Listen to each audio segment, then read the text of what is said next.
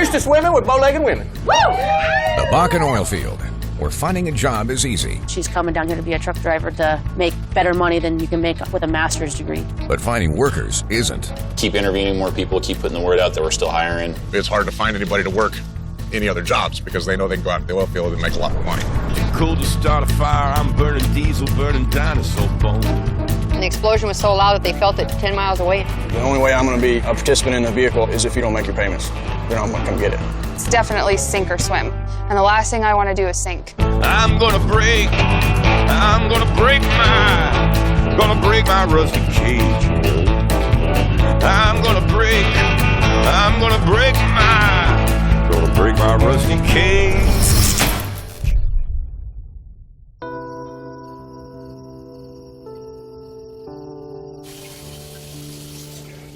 Each morning around 2 a.m., husband, father, and oil truck driver Ben Moorhead wakes up his wife Phoebe.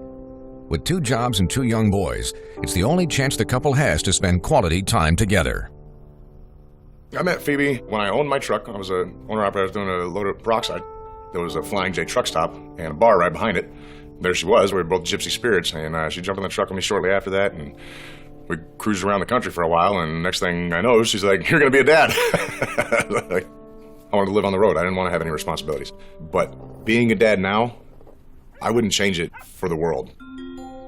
Like many Boomtowners, Ben and Phoebe both work full-time jobs, which means they need daycare for their kids. But their options are few and far between.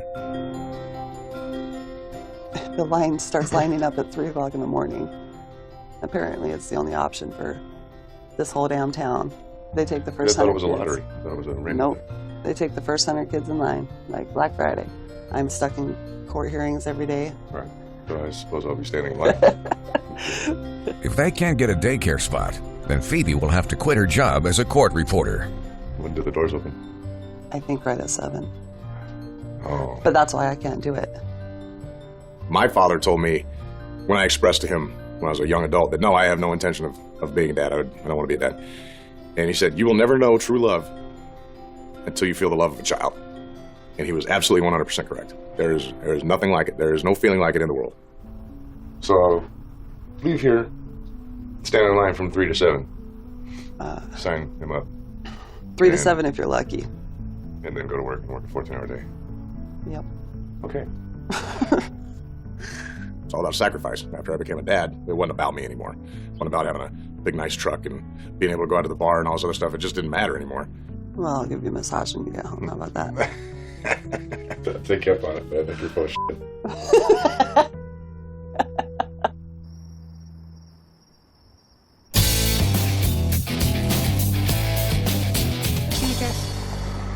Love you. Love you too. Haley Mint and fiancée Larissa Hurst own a semi-trailer truck that hauls pipe to drill sites in the Bakken. They're one of the many oil industry support businesses that benefit from the boom. A boom that's generated about 270,000 new jobs in the U.S. But their year-old business has been in financial trouble since a contractor went bankrupt, owing them $50,000. It'll be a short day, thank God. Haley has been hatching a mysterious plan to pull them out of debt. A plan she hasn't told Larissa. I have it all figured out. Haley has finally revealed her idea. She wants to buy a second truck to haul frac sand. It could mean steady work, but it's a risky move at a time when they can barely pay their bills. I think right now she's more excited than anything because she thinks this is our golden ticket to get out of this hole that we're in. They'll be test driving the truck later today, and if the deal goes through, they'll need a second driver. Ashley King is a friend who's visiting from Texas. She could be that driver. If she gets this other truck, that'll be pretty awesome because I'll run this truck and then she'll run the sand truck. It's only been a week since Ashley received a commercial learner's permit to drive a truck, but she's no stranger to learning. I have a master's in athletic training, sports medicine. It's the medical field, which it's funny because they always say go into the medical field because there's always money there. There's always jobs, which is true. But the first job I took right out of grad school, I was there for about 6 weeks and it only paid $32,000 a year, which with $84,000 of student loans, that doesn't really help you live. A new trucker in the Bakken can make $100,000 a year with no degree and only minimum training. Experienced drivers can make much more. We got people coming from all over the place, and she's coming down here to be a truck driver to make better money than you can make with a master's degree. It's crazy.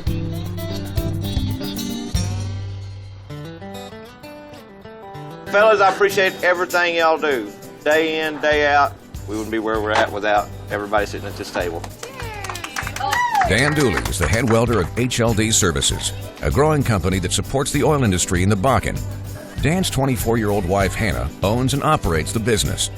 Tonight, we are having a company appreciation dinner, so we invited all of our employees. Did everybody get in their hotel rooms okay? Yes, sir. This is mine and Hannah's family, is our business. And all the employees that we have are basically not from here, so we want them to feel like you're not just here for a job. We take care of you, you know, you're our family, cookouts, dinners, you know. The 31-ounce porterhouse, if somebody can do it, I'll pay you. That's a lot. What are you gonna pay me? $100. But you have to eat your whole side, like your whole and plate. rice and a salad. That's absolutely nothing. It's the steak Like a that's hard. potato. The labor shortage in the Bakken makes it extremely difficult to attract and keep employees. So the Dooleys do everything they can to keep theirs happy. All work and no play makes Jack a very dull boy. 32-ounce beef right there, baby. Here's to swimming with bow-legged women. John Carlisle is a colleague and Dooley's best friend. Well, I've known Dooley for a long time. I don't know, 10 or 12 years. We worked together back home in New Mexico for a little while. And when they first started, it was just me and Dooley. And now it's grown to quite a few guys. Having a good time with it. Make a lot of money. John is about to become family. In only 3 days, he will marry Hannah's sister, Jennifer. The only thing I'm nervous about is that not everything's going to come together. Because I'm a perfectionist and a control freak, and I want everything to go off perfectly.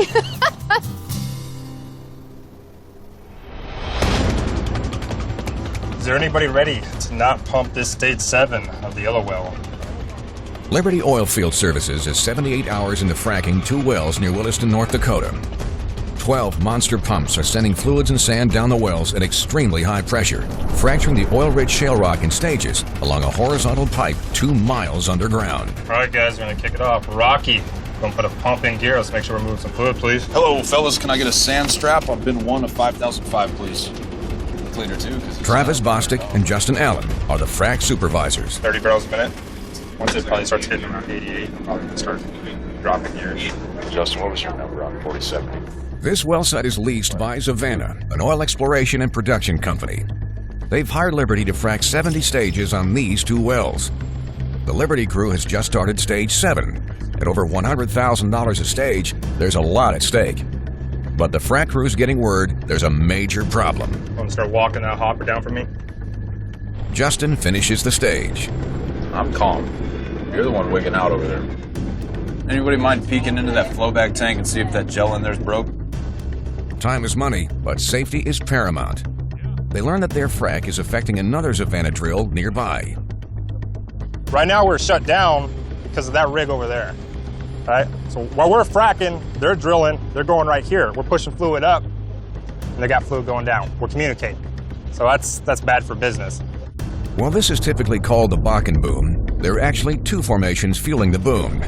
The Three Forks sits just below the Bakken. It's estimated to contain about 3.75 billion barrels of oil. Both the wells being fracked and drilled are in the Three Forks pay zone. The pressure created by the frac could cause an explosive release of oil, gas, and water from the other well, better known as a blowout.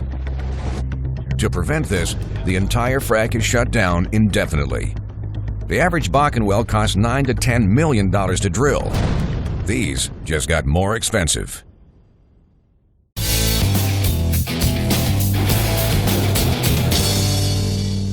Well, you have a beautiful facility. I'm really thank proud you. of it, and I wish you the best. Well, thank you very much. You bet. So this is our final certificate of occupancy. Finally good to go, officially. Travis Peterson is one step closer to fulfilling his lifelong dream of opening his own brewery and restaurant. Ready to push the button? Push the green one. Ready? See it spinning? Travis can pursue his passion for brewing beer because thanks to the oil boom, profits at the family concrete business have soared. My parents knew it always been a long-term pipe dream of mine to open a brewery. And so they said, well, we think you should do it. The number of new businesses in the Bakken have grown by almost 50% in the last 6 years, compared to 3% for the rest of the country. 23rd is going to be a big day. It's going to be a big deal. I mean, we're going to introduce our beer for the first time, and it'll be Sydney's first brewery, so I want the people of Sydney to be proud of it.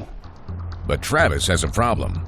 There's a worker shortage in the Bakken. It's so severe that some fast food restaurants can only open a few days a week. The service industry is competing with oil companies for workers, and the oil field pays a lot better, making Bakken wages 50% higher than the national average. Staffing is always an issue. We've had a couple people that I really wish we wouldn't have hired. You take more of a chance with people now. Of course, we had to learn from our mistakes the hard way. So we had another good influx of new people hire on in the last 2 weeks. The problem is we had some that aren't great. Keep interviewing more people, keep putting the word out that we're still hiring.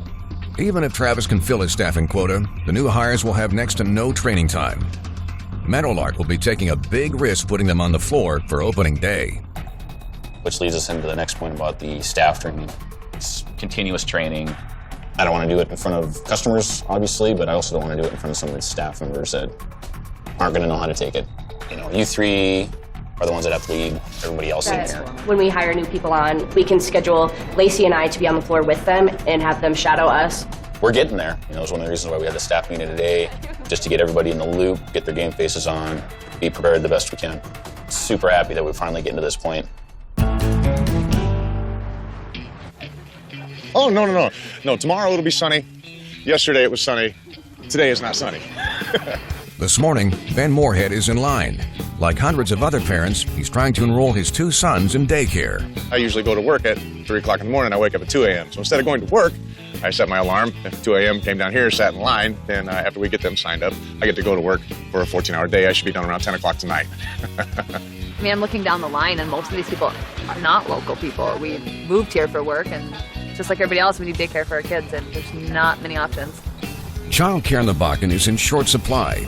In a region where the population has surged in the last decade, there's simply not enough infrastructure in place to keep up with basic demand. I got here at 11:45 last night. I've got 2 kids, and I've got to have 2 of those 100 spots. Well, there's not enough daycare in town, and daycare's really expensive, so if we have to work, we have to put our kids somewhere.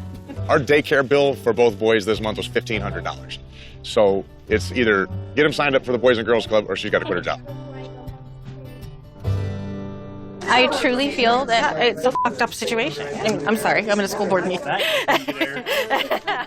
Deanna Sr. is at her second ever school board meeting in Williston, North Dakota. Especially like Stony Creek. With 4 children, a full-time job, and a husband who works long hours in the oil patch, Deanna doesn't need more to do.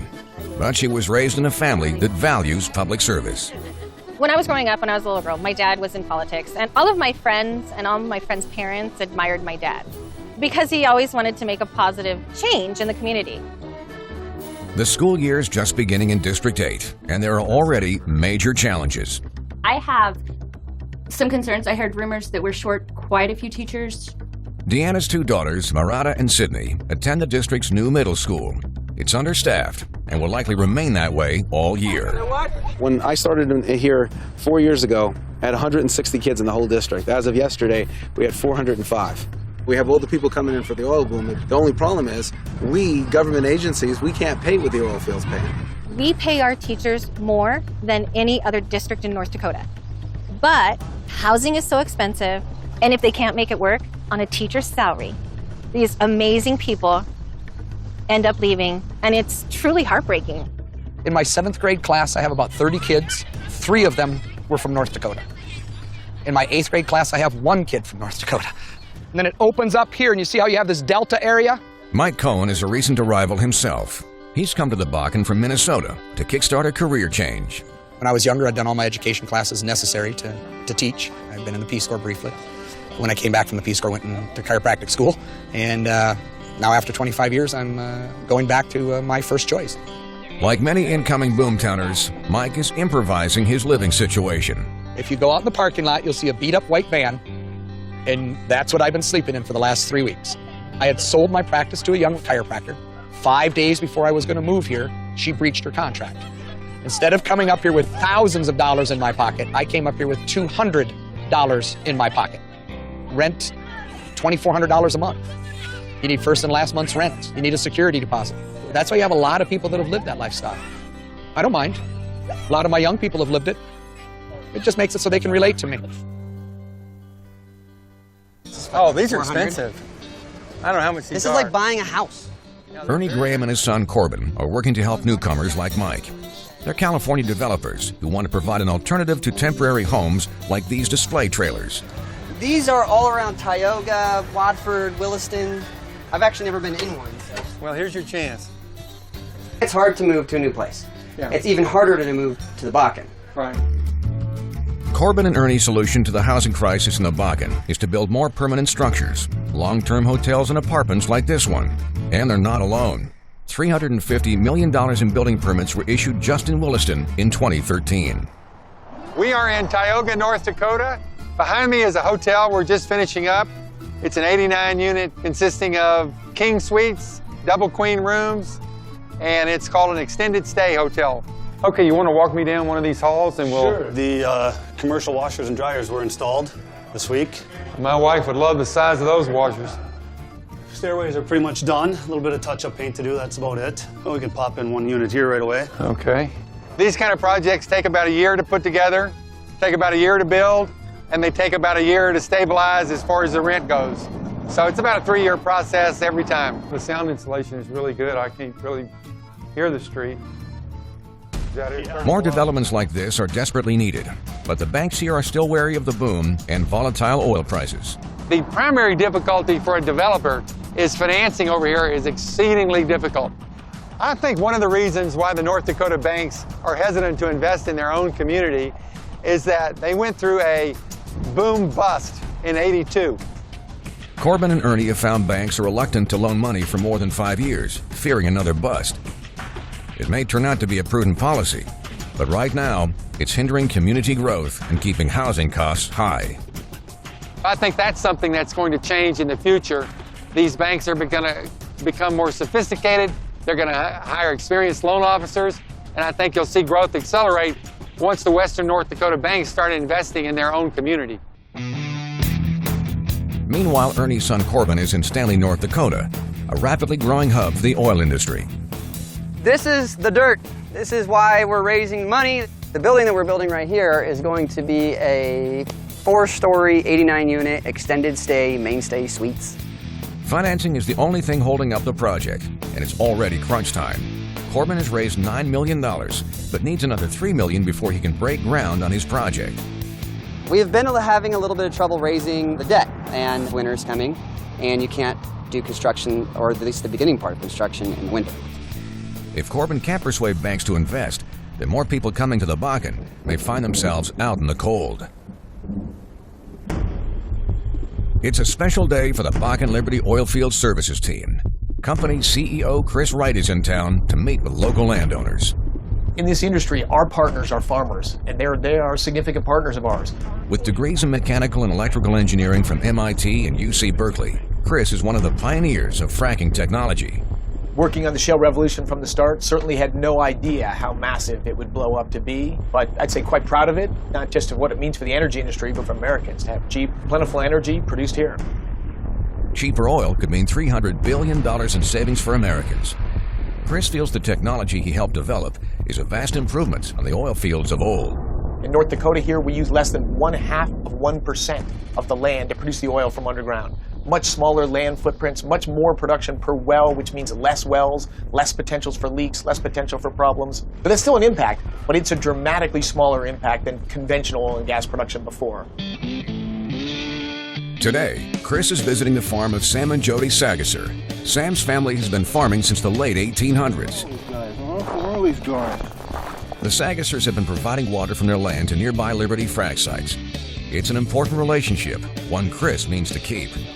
One of the things I'm proudest of, as far as the local community impact, farming itself is far more viable. Even though it can be very tough to make money and survive as a farmer, if you can supplement that with income from your kids working in oil and gas rigs, from getting farm royalties, money for buying water off farmers, that synergy with the oil and gas industry has made farmers stronger, and of course the oil and gas industry wouldn't exist without synergy with farmers.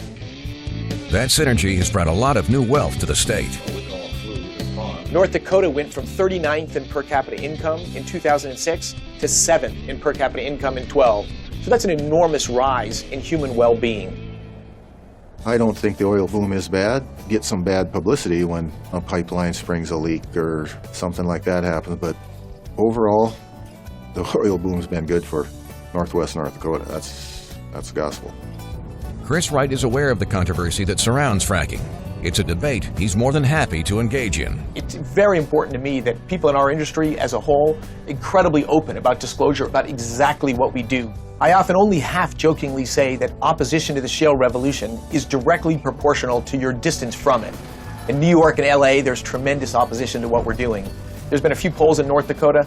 Around 75% of the residents of North Dakota think that the shale revolution is a positive. But any building, any construction, any advancement in society has an impact, and we're no different. And like in every other industry, it's human beings here. We design systems, but do mistakes happen? Do things fail? Absolutely. The key thing for me there is to make sure the benefits of it overwhelm the inconvenience of it.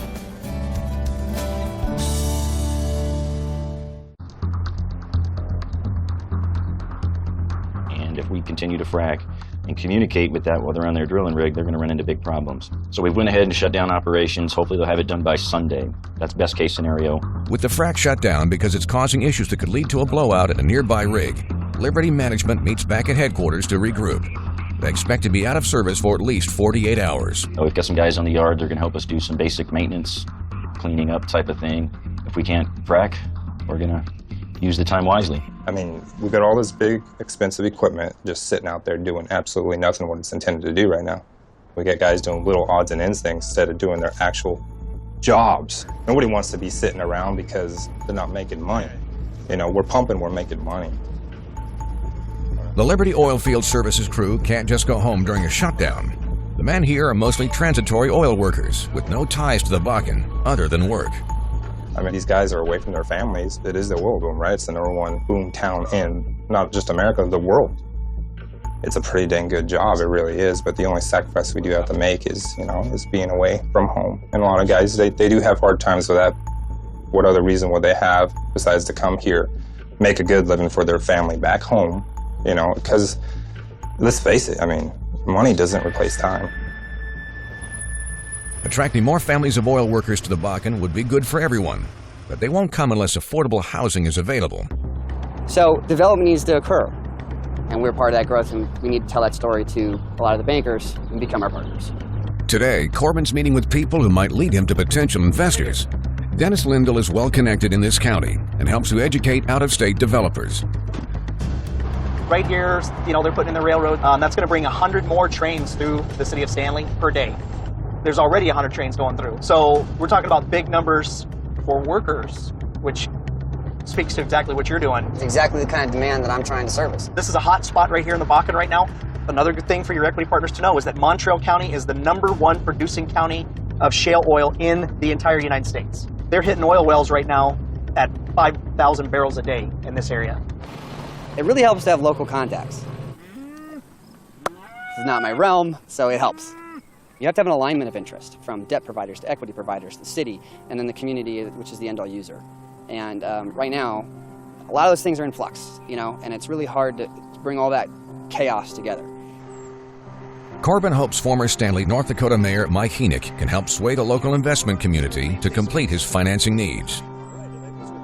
The more wells they drill, the more people it takes to service them. Simple as that. We still need to keep building homes, and we still need apartment buildings. We still need additions to schools. We still need retail. We still need all of that. In the next 2 weeks, it's serious crunch time for me, because if the winter comes and freezes my cement, then I'm stuck, and that's a very, very bad thing. First. That must be first. Are 18 speeds and 13 speeds completely different? Yeah, they're flip-flopped. Haley Mint is planning to solve a major cash flow problem by purchasing a second truck to diversify her business. Yeah, oh, well, I don't know. I know nothing about this. She recently ran into the owner of this truck in a bar, and he wants to sell. How many gallons are those tanks? 110s. 110s? Both sides. I just replaced all 4 rear shocks this morning. It runs good. The blower's never had anything run through it.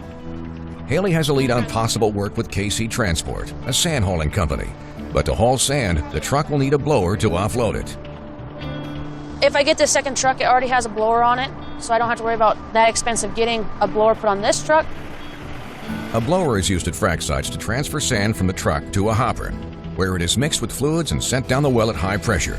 Each shale well requires about 5 million pounds of sand. That's about 100 truckloads and a lot of opportunity for these entrepreneurs. I talk to Casey Sand, and they'll keep me busy, and they'll get me hooked up with a pneumatic trailer, and they work 80-plus hours a week, and so I can take in about $30,000 a month. Brand new. I don't know. This is probably a pretty good freaking deal. Yeah, it's just $42,000. $42,500. When it comes to buying a truck, I'm very, very torn.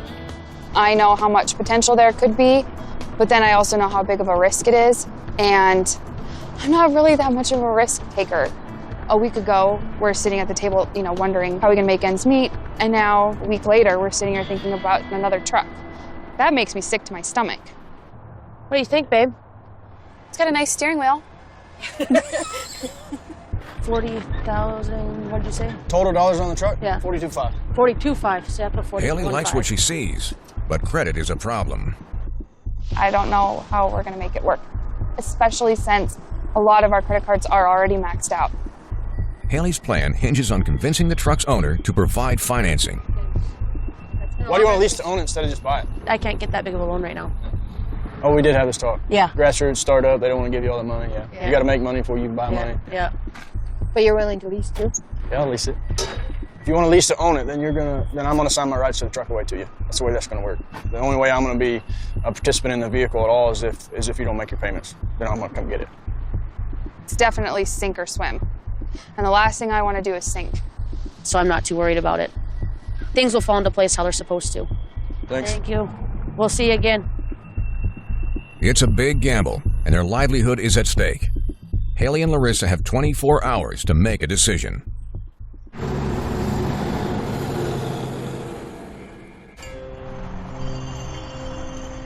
McKenzie County, North Dakota is in the heart of the Bakken boom. It was a pretty good spill. It was about 100 feet of oil went straight up in the air and then created a black crater. Carolyn Rockvoy is the county's emergency manager. Okay. Okay. Be safe. All right. Love you. Love you too. Bye. It's yet another early start for Carolyn in Boomtown, where the influx of people and industry has created a unique and diverse set of challenges. We have truck wrecks all the time. If a truck, one of these big semi-trucks with the tanker wrecks and spills hazardous materials, then I'm immediately called out. I work with a company person to get that all cleaned up. I notify the Department of Health. Normally, an emergency manager responds to disasters. For an example, this is a tornado we had May 26th. McKenzie County has had 14 tornadoes in the last 50 years. Before, there wasn't a population or there wasn't the man camps, the RV parks, the mobile home parks that there are today. One of Carolyn's biggest challenges occurred recently when the boom literally went boom.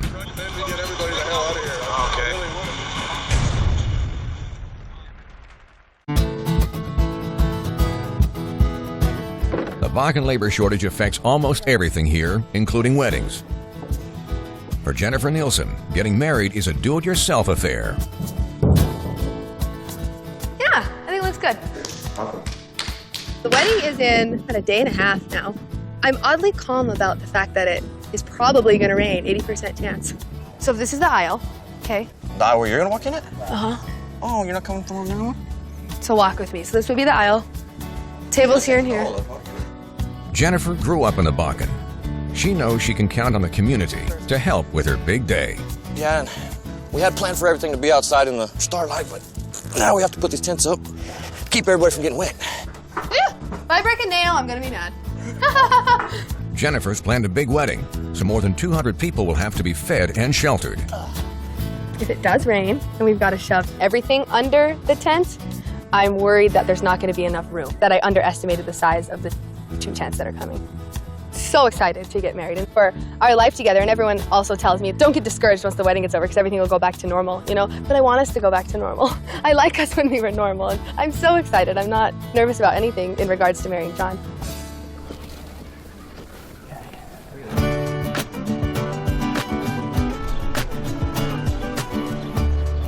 just opened the doors. We don't want to be wet anymore. So. After hours of waiting to sign their children up for daycare, Ben and the other parents get to come in from the rain. Okay. And how many kids? Finally got in. We got to stop waiting in that line, and now we get to come wait in this line. But at least this line doesn't have rain. I'm the very last one, 100. I can't believe it. I overslept. 2 alarms, got dressed, no deodorant, nothing. Just got here, forgot my checkbook, had to go back home. And now I'm here. I'm here. Hi. No casualties when the door opened? No dead men, no headlines for the morning. Let's get this over with. I have to leave at 7:30 to be there in time. A daycare spot is now within reach, but Ben and Phoebe's quest is far from over. Oh, is that turn? All right, which room are we going to now? Your paperwork's done, right? Yeah. No. Door on the left. We don't know where we're going either. Door on the left.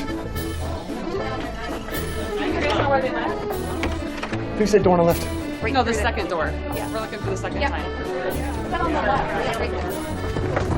We found it. It's nearly an hour later when their paperwork is finally complete. Here's our paperwork. So we're in, that's it? Yay, Sweet. thank you. Thank you. Love you. Bye. By the time Ben makes it home tonight, Phoebe and the children will be fast asleep. He'll catch a few hours of shut-eye before waking up to start another day in Boomtown. Recommend we get everybody the hell out of here. Okay. Really, what if those pressure tanks go? Okay. Those lids are going to come over. Okay. 2 or 3 hours into it, I took this video, and that's just how it was burning all night like that. Wow. That's unreal.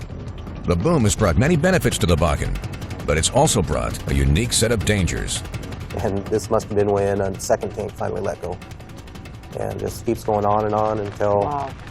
So we decided at that time we should move. Oil haulers have to ground their trucks when delivering payload. If they don't, a simple static charge can be disastrous. In this case, failure to ground sent 1,600 barrels into flame, burning over $80,000 worth of crude. Fortunately, incidents like this are extremely rare. And the explosion was so loud that they felt it 10 miles away in Alexander.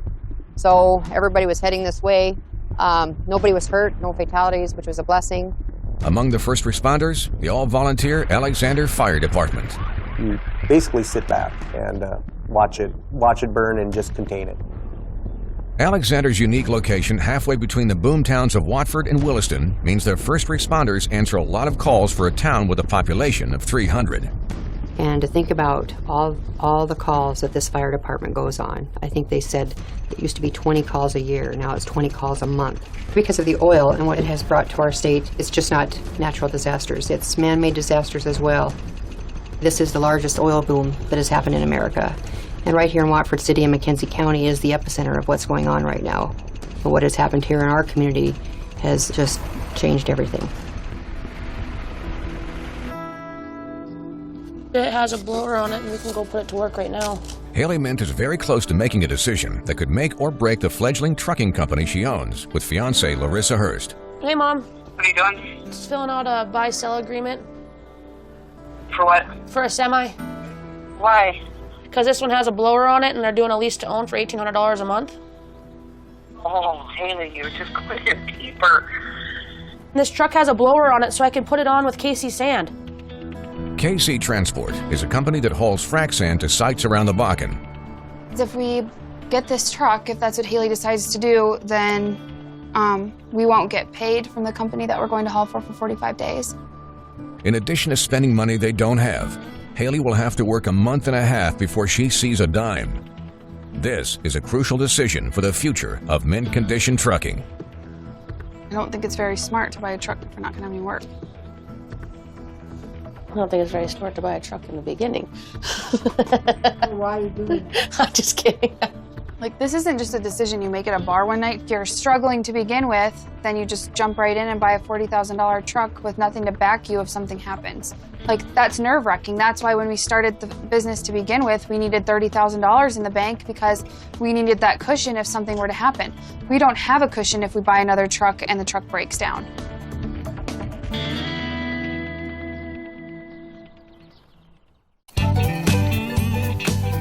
We are all very happy, including Jennifer, that it didn't end up raining. We've been checking the weather every hour on the hour. We thought for sure at 6 o'clock we'd have rain, but here we are, no rain. The shortage of service workers in the Bakken led to a true do-it-yourself wedding. We took a week off from work, me and John both, thinking that we would have a week of relaxation with a day or two here. Relaxing. No, they wanted a week of partying. No. We got a week of setting up tents. Basically slave driving. And we set out all night just to make sure we was weather tested till 5 o'clock in the morning through a torrential rainstorm. You guys were here till at least 6. 7, I mean, tip for tat, what's an hour here and there? Like an old-fashioned country wedding, it's taken the hard work of 2 families and all of their friends to transform an empty field into the perfect setting for this Bakken bride. Well, you have Jennifer to be your lawful wedded wife, and with her to live together in matrimony. These things I promise all the days of our lives. These things I promise all the days of our lives. I get the pleasure of presenting to you Mr. and Mrs. John Carlisle.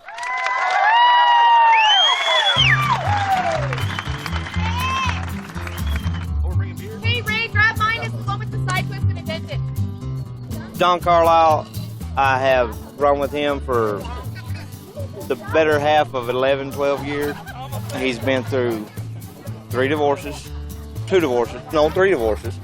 And for him to marry the sister of the woman that births Cash is absolutely, I mean, I'm telling you, the family is, I couldn't ask for any better.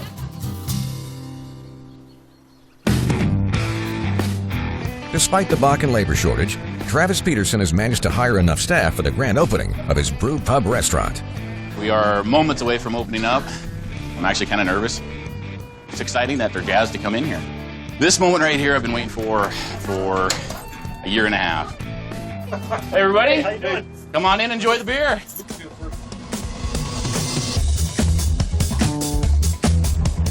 This is official, we're finally a brewery, so. Congratulations. Yeah, well thank you. Meadowlark Restaurant is a sign of the changing times in the Bakken, where dining options were once limited to bars and fast food. The arrival of higher income families has created a demand for more upscale amenities. We're very proud of our son. It's been a lot of work for him. What you see here took lots of time and effort. And finding the right people for the job. We're here to help get the thing going. I'm excited for my husband. You know, all these years, see his dream kind of coming through, and seeing him nervous is kind of cute. A year and a half. Like this is like the frosting on the cake. Officially releasing our beer is my dream come true. Oh, God. It'll be fine. Just let me do my thing. Yeah, but it's not just your thing. Like, it affects the both of us. Haley and Larissa have made their decision. They'll soon be operating a second truck. We want to do a trial run, leasing the truck for 3 months to see how it goes. And then after that, take over the payments to own it. Larissa's fine with it, I believe. Are you nervous? Worry. Just relax, just let it happen. We'll pick it up, and it'll blow up on the way to Billings, and then I'll be like, babe, you're right. When we get that first big check, you're gonna faint. Not to fan you down and give you some cold water. Whatever. It's okay, Rissa. It's real. Haley and Larissa will pick up the truck tomorrow. While their frac is shut down, Travis Bostic, Justin Allen, and other Liberty employees are taking advantage of this rare downtime. Nice, Travis. Oh, hard turn. God damn it.